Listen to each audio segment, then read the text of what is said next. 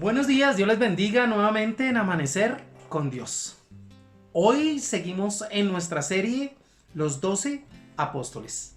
Ayer vimos la vida de uno de los apóstoles, decía una de nuestras visitantes en la página, uno de los apóstoles con los que más nos identificamos muchos de los que estamos dentro de la iglesia.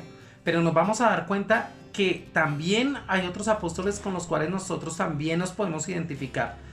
Hoy vamos a ver a Jacobo, que también se puede leer San Jacob, Santiago, que fue el hermano de Juan, los que llamaban los hijos del trueno o los Boanerges. La ocupación de ellos, ¿cuál era? Eran pescadores, hombres ambiciosos, hombres que querían un lugar en donde quiera que estuviesen. Se les decían los hijos del trueno porque digamos que tenían como una descendencia de personas de un carácter muy fuerte, entonces digamos que podría decirse, y también por lo que dice la palabra allí en Lucas capítulo 9, que era, digamos que como que le sacaban la piedra con facilidad, era enojadizo. Luego, digamos que con el tiempo su carácter fue formado y fue un hombre muy, pero muy consagrado a Jesús. Un pescador que vivió en Betsaida, después vivió en Capernaum y finalmente pues vivió en Jerusalén. ¿Cuáles fueron los hechos más importantes de su vida? Primero, fue uno de los discípulos que también entró como en intimidad con Jesús. Pero mire que hay algo muy importante acá. Él era hermano de Juan y Juan fue llamado, y eso lo vamos a ver después, el discípulo amado. Pero Juan y Jacobo no se separaban nunca, pues aparte que su afinidad familiar los mantenía siempre muy cerca, parece ser que en la escritura esos dos nombres no se separan mientras Jesús estuvo aquí en la tierra. Entonces por eso podemos decir que también compartió algo de esa intimidad de la que hablamos de Pedro y hablamos de Juan. Junto a su hermano Juan le pidió a Jesús que fueran puestos en un lugar especial en el reino de los cielos. No sé si usted se acuerda de esa cita, ¿no? Permite que uno esté a la izquierda y otro a la derecha, ¿no? Pidiendo lugares de privilegio, y ahí es donde Jesús le dice, mire, el que quiere ser primero en el reino de los cielos tiene que servir aquí en la tierra y servir a todos.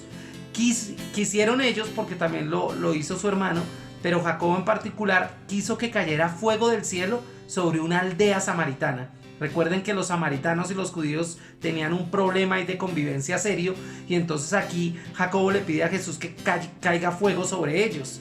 Entonces imagínense en el temperamento y el carácter de ellos. Aparte de eso, fue uno de los primeros mártires de la iglesia.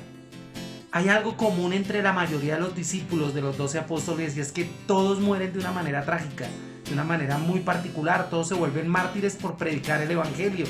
Predicó en Jerusalén, predicó en Judea y fue finalmente decapitado por Herodes en el año 44 después de Cristo. Eso está allí en Hechos capítulo 12 y en el versículo 1 y 2.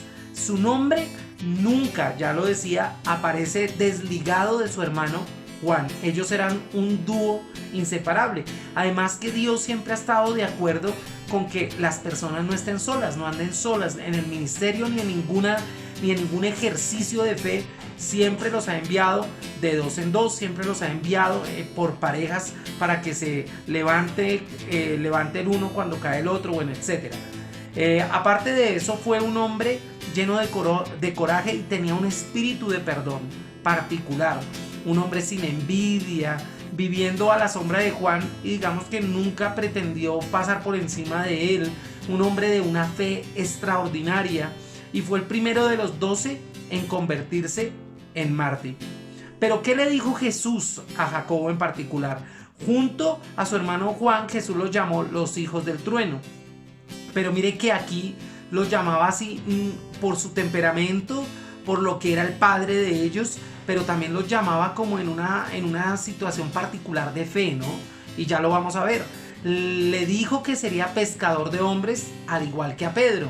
Recibieron una reprensión de Jesús por ser tan impetuosos, ¿no? Entonces, no, venga, cálmense, tranquilos. Las cosas no se hacen a la velocidad que ustedes quieren, se hacen a la velocidad que Dios quiere. Y eso es importante que todos lo aprendamos. Usted lo puede aprender ahí en Lucas capítulo 9 y en el versículo 54. También les dijo, bebería de la copa que Jesús bebió, refiriéndose a los padecimientos que iban a seguir. Recuerden que todos los discípulos vivieron una persecución tremenda y esa era la copa a la que hacía referencia a Jesús. Cuando usted acepta a Cristo en su corazón, también acepta sus padecimientos. Recuerde que para poder resucitar juntamente con Cristo hay que morir juntamente con Cristo, y eso particularmente es importante. ¿Cuál es la lección de vida que nos deja Jacobo? Dio su vida por la fe que profesaba, y esa es la tarea de hoy. Que nosotros podamos decirle a Dios: Señor, que nunca declinen mi fe, que nunca mis palabras sean distintas a confirmar lo que he creído en ti, lo que he creído de ti, que mis palabras puedan llevar vida a los que me rodean, y que yo siempre permanezca, más allá de que figure o no, permanezca siendo la obra para la cual hemos sido llamados. Entonces, ayer vimos a Pedro, hoy vimos a Jacobo, el hijo de Zebedeo, los hijos del trueno, o sea, el hermano de Juan. Así que Dios les bendiga, un abrazo muy grande, y así como Pedro y así como Jacobo, que usted y yo podamos ser íntimos de él. Bendiciones.